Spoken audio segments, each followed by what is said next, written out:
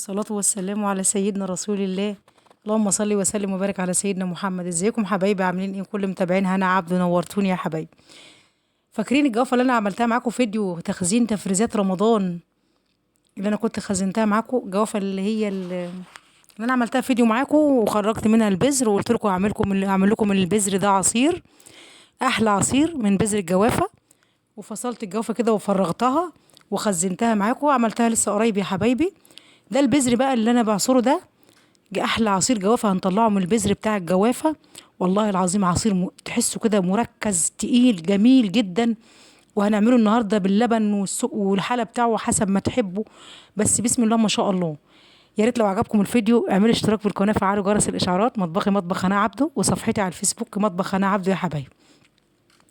هنبدا بسم الله الرحمن الرحيم. انا كنت حاطه العصير في الفريزر، اللي هو قلب الجوافه اللي هو البذر، فحطيته في الفريزر وجمد معانا، فطلعته فك وهعمله معاكم احلى عصير جوافه من البذر.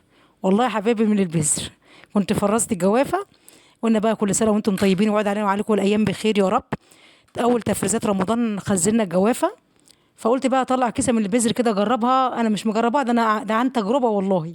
يعني قلت اعمل منها الاول عشان ايه وما تخلص، انه ربنا يسهل بقى ان نطلع من الكيس التانية. بس صراحه ربنا العصير بتاع البذر مركز وجميل، وعملناه النهارده بقى ايه من البذر.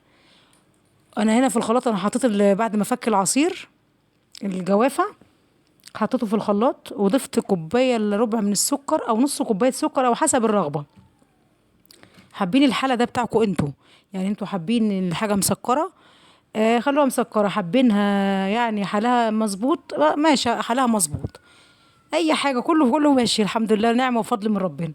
فحطيت في الخلاط الجوافه، وحطيت كوبايه ميه، حطيت كوبايه الا ربع سكر او نص كوبايه سكر او زي ما بقول لكم حسب الرغبه.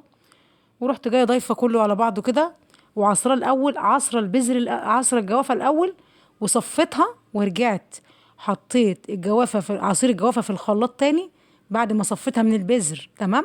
ورحت جايه حاطه كوبايه من اللبن، او زودوا بقى اللبن، هتحسوا بطعم الجوافه والعصير يا حبايبي. بسم الله ما شاء الله. الله وكيل الله وكيل. الله وكيل، دي كلمة الشرقاوية. الله وكيل كلمة الشرقاوية. الله وكيلك. بصوا بقى، والله انا بحبكم في الله، وكلكم متابعيني وحبايبي. اكتبوا لي في الكومنتات كده انتوا بتتابعوني من انهي بلد، حبايبي بره مصر وجوه مصر. انا بحبكم في الله، شكرا لكم ولدعمكم ليا. والله انتوا بتكتبوا في الكومنتات كده بتبسطوني من الكومنتات بتاعتكم، بتحفزنا في النشر في فيديوهات. يا ريت كده تصلوا على النبي وتذكروا الله. ألا بذكر الله تطمئن القلوب. الصلاة على الحبيب شمس لا تغيب. الصلاة على الحبيب مسك وطيب. اللهم صل وسلم وبارك على سيدنا محمد عدد خلقه ورضا نفسه وزنة عرشه ومداد كلماته.